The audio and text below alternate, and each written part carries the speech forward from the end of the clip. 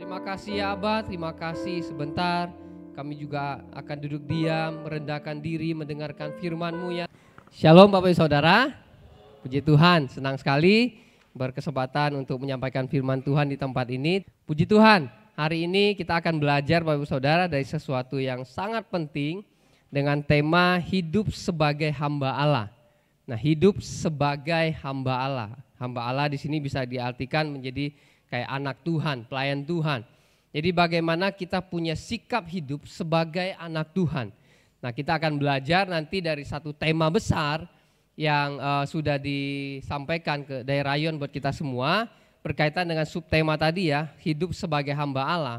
Kita butuh yang namanya sikap patriotisme. Sama-sama kita bilang sikap patriotisme.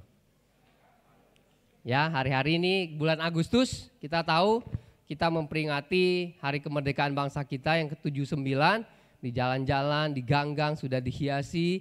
Nah, berkaitan dengan itu tema besarnya adalah patriotisme. Kita akan lihat ya, seorang hamba Tuhan atau hamba Allah atau anak Tuhan yang sudah dipilih bahkan Tuhan jadikan kita anaknya, kita dituntut untuk memiliki sikap yang namanya sikap patriotisme. Nah, kita akan belajar ya apa itu makna patriotisme. Nah, patriotisme itu secara sederhana itu mempunyai makna adalah sikap rela berkorban. Sikap rela berkorban, ada kerelaan berkorban di sana. Nah, sikap rela berkorban untuk kebaikan. Jadi bukan untuk kejahatan. Kita tahu persis ketika kita mau berkorban ini untuk kebaikan atau untuk keburukan. Nah, kalau untuk kebaikan kita jalan. Nah, orang yang punya sikap hati rela berkorban akan disebut atau memiliki sikap patriotisme. Nah, kata patriot itu kan kepahlawanan atau pahlawan. Nah, makanya perlu hari-hari ini kita memiliki sikap patriotisme, kepahlawanan.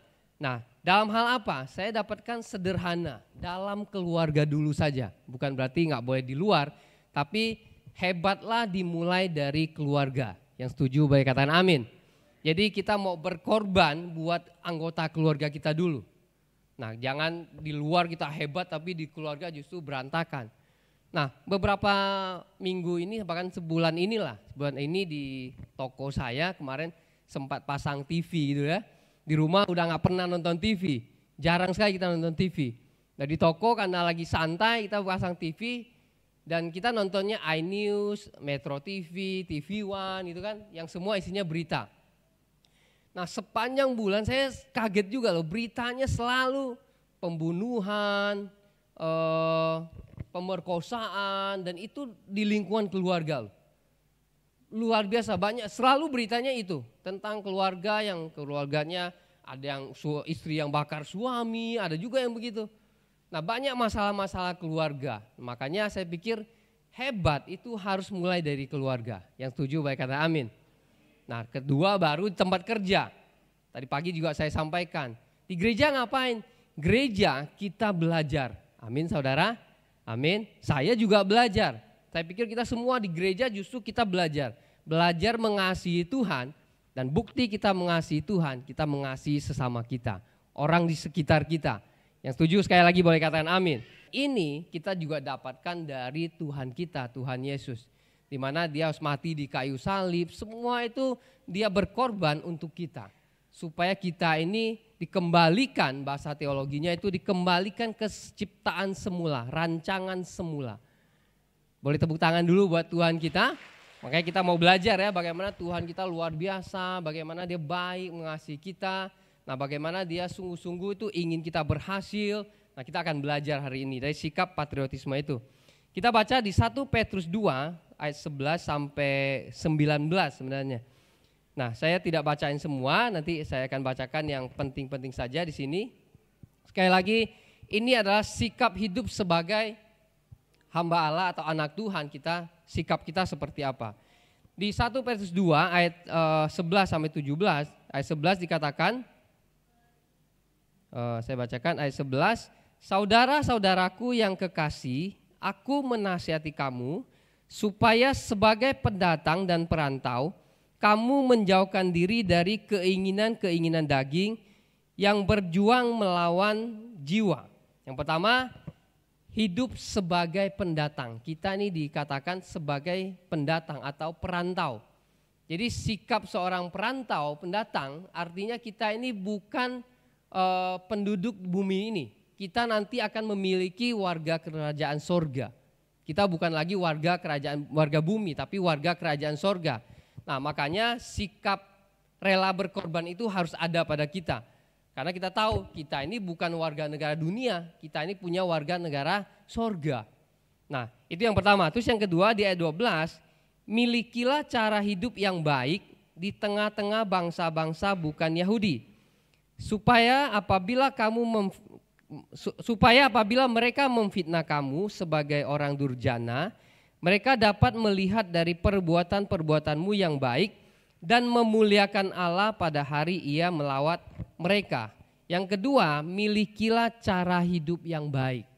Nah, cara hidup yang baik yang saya dapatkan, pengertian yang saya dapatkan dari 1 Petrus ini adalah kita mau berkorban. Sikap mau berkorban. Nah, terus yang ketiga di ayatnya yang ke-13, tunduklah karena Allah kepada semua lembaga manusia, baik kepada raja sebagai pemegang kekuasaan yang tertinggi, ayat ke-14, maupun kepada wali-wali yang diutusnya untuk menghukum orang-orang yang berbuat jahat dan menghormati orang-orang yang berbuat baik. Ayat ke-13 dikatakan tunduklah kepada Allah dan lembaga-lembaga manusia, termasuk pemerintahan. Nah, kita tidak pernah diajarkan untuk mendemo. Orang Kristen sebenarnya tidak diajarkan untuk demo.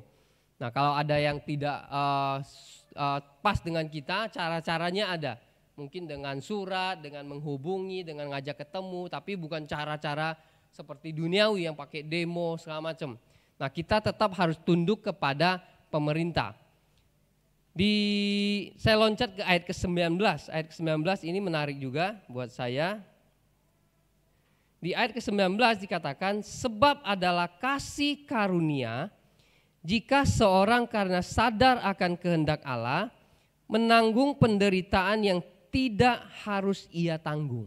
Nah, yang keempat di sini, karena kasih kita sebenarnya sanggup menahan penderitaan. Tadi pagi juga saya sampaikan beberapa contoh.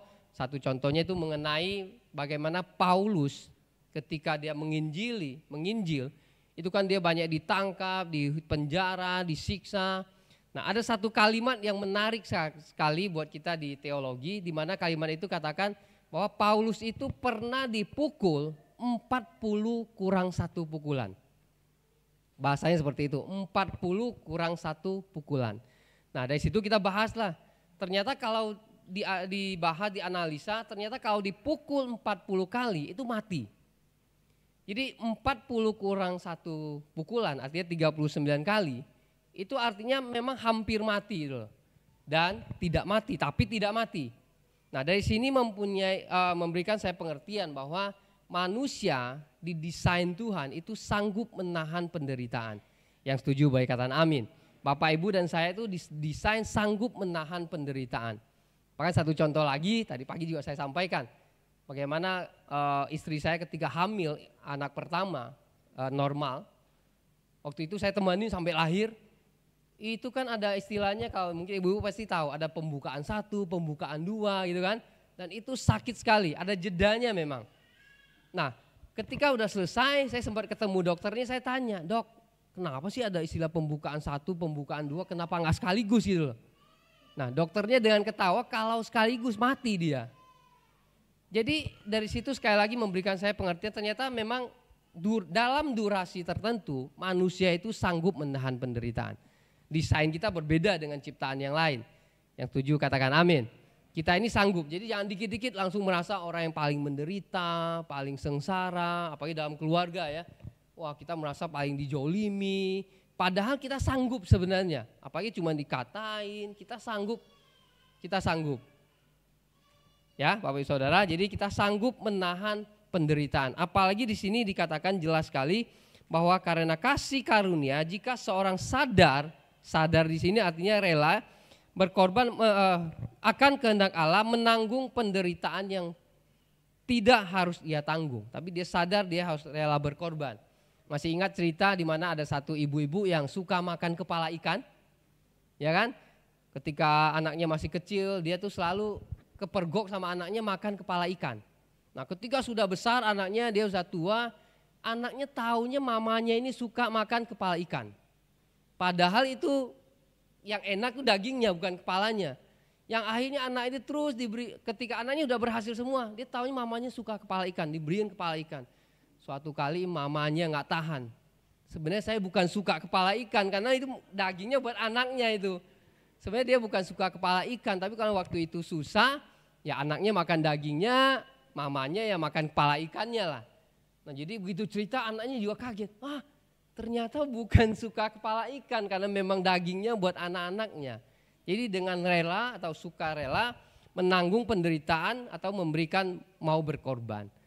Nah jadi perlu kita pahami kalau kita rela dan kita tahu pengorbanan kita untuk kebaikan, lakukan. Amin saudara, amin. Dan kita sanggup menahan penderitaan. Nah kita akan belajar lagi ada ciri-ciri atau sikap patriotisme. Ada 2, ini versi Alkitab ya yang saya dapatkan. Ada 2 ciri-ciri sikap patriotisme. Yang pertama adalah sikap berani lawan arus. Sebagai anak Tuhan kita harus berani lawan arus. Bukan berarti kita cari-cari masalah ya, bukan. Lawan arus di sini analoginya itu ikan. Dan memang kekristenan itu sebenarnya ada lambang. Selain lambang salib, lambang Raja Wali, kita ini juga dilambangkan sebenarnya ikan. Nah ikan hidup itu lawan arus. Ikan mati di bawah arus. Pastikan kita mengerti ya. Ikan hidup itu selalu berenang lawan arus. Ikan mati di bawah arus. Nah kita ini bukan ikan mati. Kalau ikan yang hidup. Kalau bisa ikan salmon, harganya mahal ya, ikan salmon. Jadi perlu kita pahami kita memang ada sikap toleransi untuk teman yang mungkin masih melakukan dosa. Tapi jangan ada sikap kompromi. Beda ya, toleransi sama kompromi. Kalau toleransi, oke, kita tetap berteman, kita bisa bercerita, bisa ngopi bareng. Tapi kalau kompromi itu ikut melakukan. Nah hati-hati, kita pasti udah punya pengetahuan ya ini boleh apa tidak. Ketika tidak boleh ya kita tidak kompromi dengan yang namanya dosa. Nah ini sikap patriotisme. Terus yang kedua, ciri-ciri sikap patriotisme ini adalah yang kedua, sikap berani melakukan pembuktian terbalik. Nah hati-hati, saat ini banyak sekali analogi-analogi pola pikir yang kelihatannya bagus. Tapi kalau kita compare dengan firman Tuhan, belum tentu cocok dengan firman Tuhan. Nah kalau tidak cocok dengan firman Tuhan, jangan kita lakukan. Amin saudara. Nah pembuktian terbalik di sini bisa dibuktikan dengan kalau kita mendengar firman Tuhan, harusnya itu untuk kita. Nah tadi pagi juga saya sampaikan yang sama.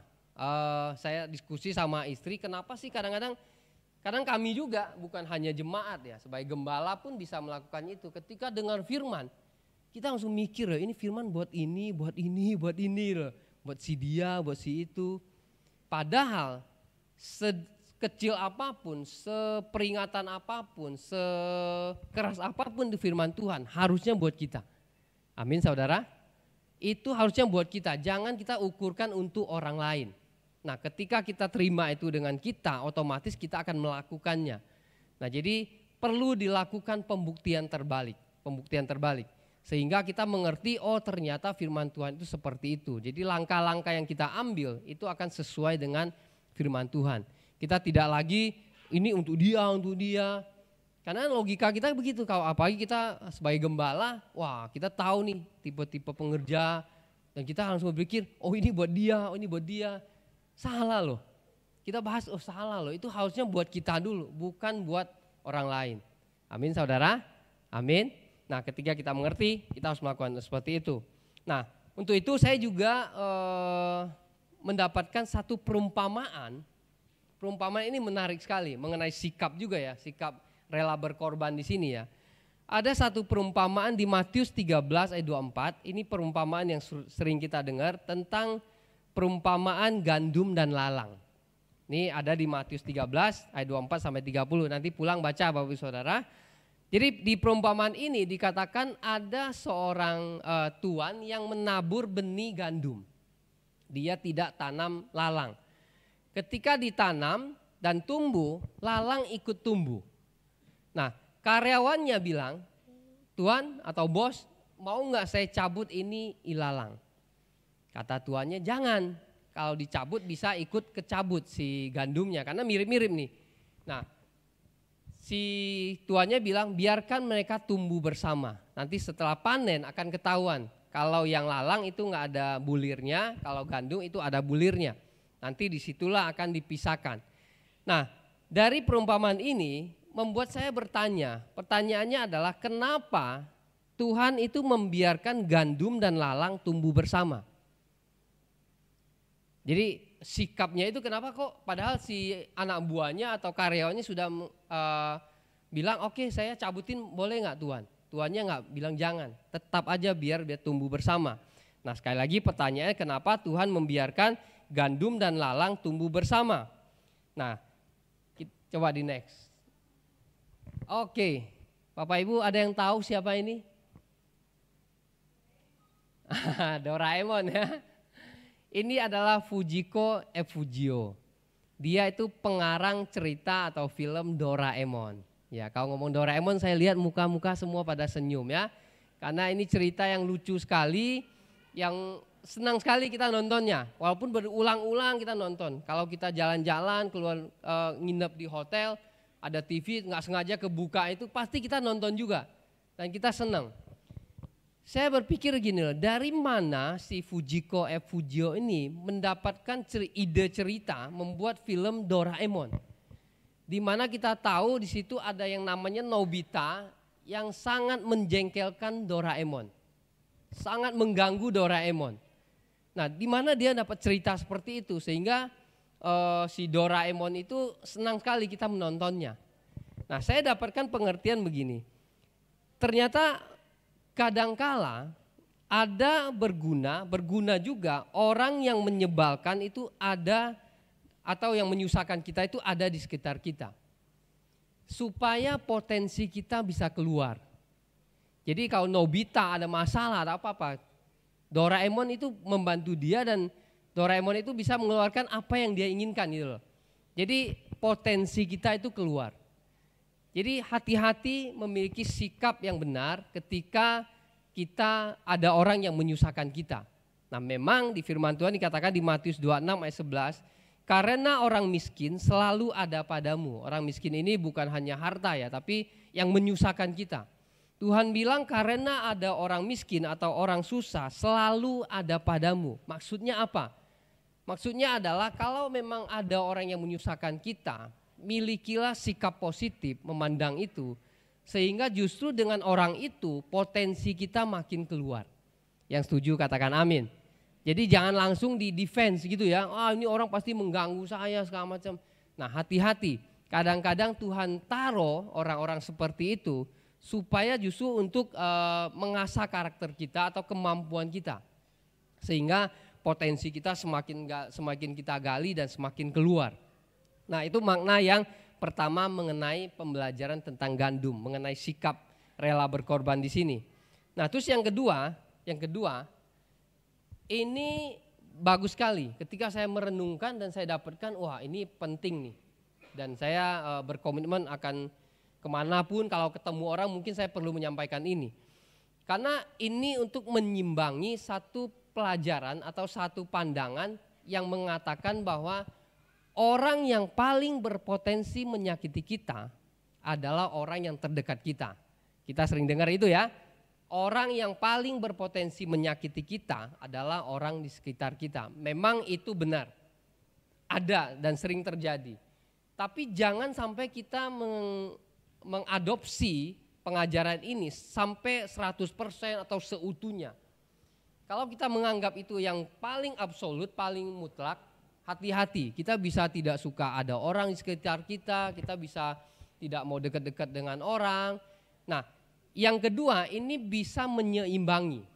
Nah, saya dapatkan orang yang di sekitar kita itu juga merupakan orang yang paling berpotensi membantu kita ketika kita bermasalah.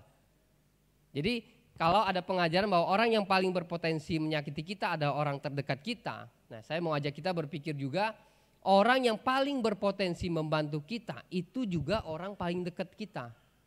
Yang setuju boleh katakan amin. Ya, suami kita, istri kita, anak kita, teman-teman gereja, itu yang bisa membantu kita juga. Bisa saja orang yang kita tidak kenal bantu, tapi kemungkinannya tuh kecil sekali. Nah, lebih baik kita punya sikap yang benar, sikap yang baik ketika kita dikumpulkan dalam satu komunitas. Kita bisa bersikap dengan baik, kita bisa memandang sesuatu dengan baik, sehingga keputusan kita juga baik. Makanya hari-hari ini sekali lagi Bapak Saudara, saya mau pastikan hebat itu harus mulai dari keluarga. Sudah, kita memandang anggota keluarga kita itu adalah orang yang memang berpotensi membantu kita. Kita juga mau membantu dia. Kita mau rela berkorban, dia juga bisa berkorban buat kita. Sehingga kita tidak lagi melihat kekurangannya. Lebih baik kita memperhatikan atau menilai dengan sikap positif. Yang setuju baik katakan amin. Nah, sikap positif inilah yang akan terus menuntun kita sehingga pengambilan keputusan kita itu akan baik adanya. Amin saudara, ingat kita ini bukan warga kerajaan dunia, kita warga kerajaan sorga. Kalau kita harus menderita pun, tadi saya sampaikan bahwa kita sanggup menahan penderitaan. Dan kalau kita harus punya sikap rela berkorban, memang kita mampu. Kita ada potensi untuk membantu orang di sekitar kita, apalagi orang terdekat kita. Nah, hari-hari ini memang saya selalu pengajarannya lebih ke keluarga. Saya pun belajar ya Bapak Ibu Saudara, saya punya anak 3, sudah besar-besar juga.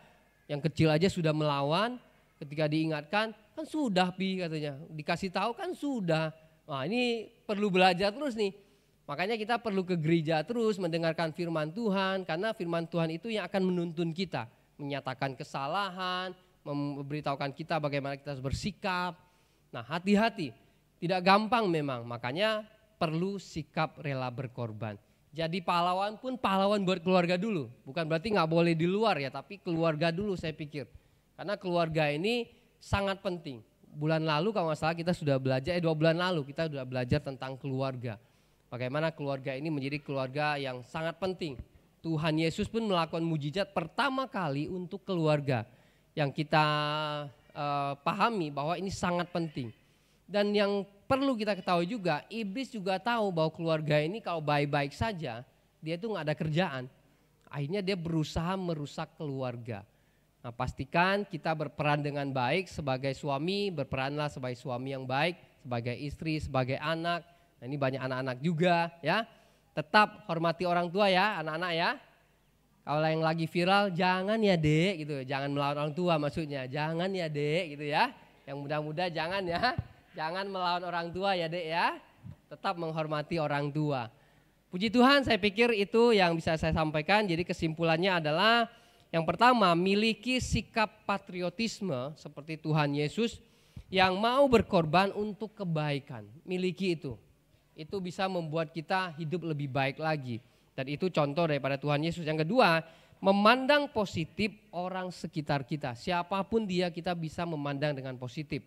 Walaupun itu menyusahkan kita, sehingga sikap positif kita justru itu membuat potensi kita semakin hari semakin muncul dan kita bisa mengatasi masalah dengan baik. Tepuk tangan buat firman Tuhan. Saya undang kita semua bangkit berdiri Bapak Saudara, kita akan muji dan menyembah Tuhan.